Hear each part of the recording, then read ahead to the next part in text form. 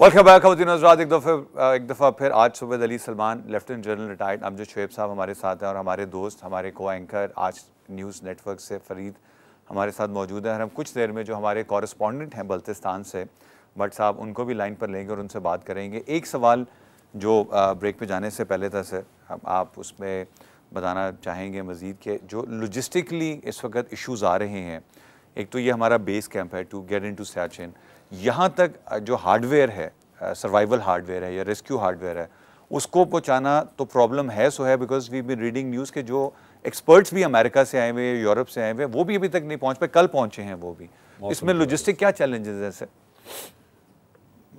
इसमें बुनियादी तौर पे तो वेदर एक ऐसी हैज़र्ड है कि कोई उसको प्रेडिक्ट नहीं किया जा सकता। अचानक वहाँ पे बर्फ़बारी शुरू हो जाती है और जब होती है तो बहुत ज़्यादा होती है और फिर टेम्परेचर्स बड़े कम हैं, तो फ़्लाइट्स का तो अमूमन मसला रहता है वहाँ पे। और फ़्लाइट्स भी आप जाएँ तो सकरदू तक जाती हैं, फिर उसके बाद सारा रास्ता आगे आपको जीप से और फिर पैदल करना पड़ता है। और अमूमन जो सप्लाईज़ हैं वो यहाँ पे समर्स में जबकि बाज़ रास्ते खुल जाते हैं तो फिर आप वहाँ पे डंपिंग करते हैं, और डंपिंग जो हैं वो जहाँ तक ट्रक्स पे जा सकें, वरना आगे फिर म्यूल्स वगैरह पे ले जाके तो उनको सर्दियों के लिए सारा सामान गर्मियों में वहाँ पहुँचा दिया जाता है। उसमें लकड़ी है, आपके म्यूल्स वगैरह तो उनका चारा है, और इंसानों के लिए जो हमारे ट्रुप्स वगैरह हैं उनके लिए राशंस। लेकिन जो पोस्ट के ऊपर जो कि सियाचिन में 18,000 से 20,000 फुट की हाइट तक की पोस्ट हैं, वहाँ ये चीज़ें पहुँचानी मुश्किल होती हैं। और वहाँ लोगों को पैक राशंस दिए जाते हैं जो कि ख़ास तौर पे तैयार किए जाते हैं, जो ड्राई और पैकेट्स की शक्ल में होते हैं। तो उसकी एक न्यूट्रिशन वैल्यू रिसर्च करके उसके मुताबिक एक आपने अचीव की है, और वो इंडिविजुअल को अगर मिल जाए दिन में 3 दफ़ा या 2 दफ़ा, तो वो वॉल्यूम तो कम होता है लेकिन एनर्जी वो आपको उतनी दे देती है। तो क्योंकि उन जगहों पे ये मुमकिन नहीं कि आप उधर आपको दुश्मन नज़र आए और इधर आप खाना पका रहे हों, लेकिन थोड़ा बहुत उसमें आप काम कर सकते हैं।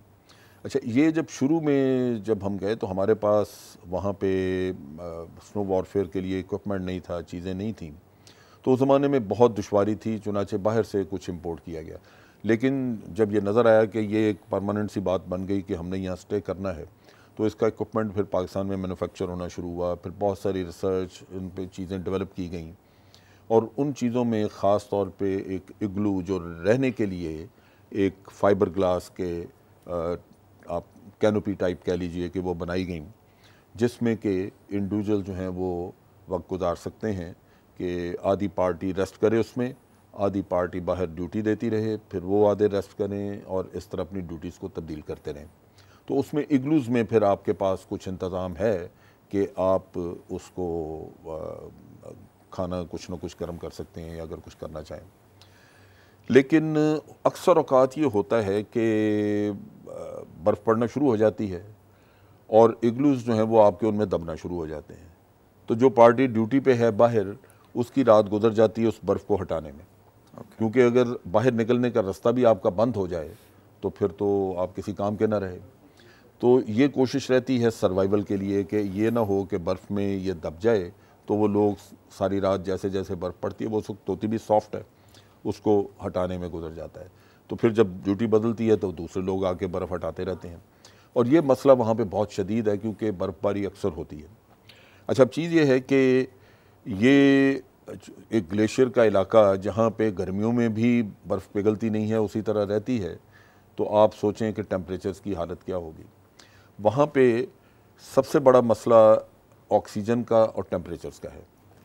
इन हाइट्स के ऊपर ऑक्सीजन इतनी नहीं है कि आदमी अच्छी तरह सांस ले सके। चुनाचे अगर आप तेज़ कदम उठाएं तो तेज़ कदम उठाने से फ़ौरन सांस फूलता है और कुछ देर के बाद लंग्स के अंदर पानी भरना शुरू हो जाता है। उससे इंडिविजुअल को सांस की तकलीफ़ होती है और थोड़ी देर में वो बेहोश हो जाता है।